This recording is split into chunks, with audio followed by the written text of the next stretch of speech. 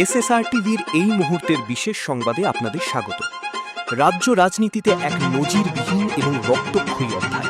মধ্যম গ্রামের জনবহুল রাজপথে ঠিক যেন কোনো ক্রাইম থ্রিলার সিনেমার স্ক্রিপ্ট, কিন্তু এটি সিনেমা নয়, রূঢ় বাস্তব।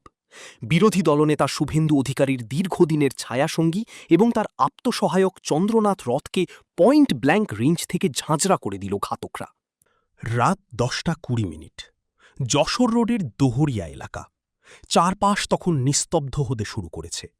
নিজের কালো স্করপিওতে করে মাইকেলনগরের বাড়ির দিকে ফিরছিলেন চন্দ্রনাথবাবু। ঠিক সেই সময় হঠাৎই সামনে থেকে একটি 4 চাকা গাড়ি পথ আটকে দাঁড়ায় তার। বুঝে ওঠার আগেই পাশ থেকে ঘিরে ধরে 4-5টি মোটর সাইকেল।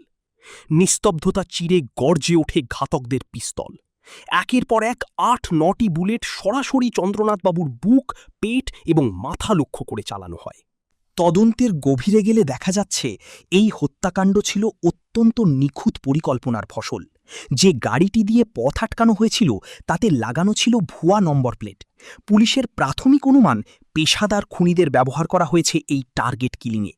ঘাতকরা জানত ঠিক কোথায় গাড়িটি দাঁড়ালে পালানোর রাস্তা বন্ধ হবে। প্রশ্ন উঠছে রাজ্যের আইন শৃঙ্খলা পরিস্থিতি নিয়ে।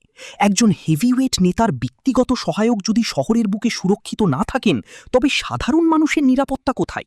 এই হত্যাকাণ্ডের নেপথ্যে কি কেবলই ব্যক্তিগত শত্রুতা, নাকি এর শিকড় ছড়িয়ে আছে রাজনৈতিক কোনো গভীর ষড়যন্ত্রে? গাড়ির চালক এখন মৃত্যুর সঙ্গে পাঞ্জা লড়ছেন হাসপাতালে। জব্দ হওয়া সেই রহস্যময় গাড়িটিই কি অপরাধীদের কাছে পৌঁছানোর শেষ রাস্তা?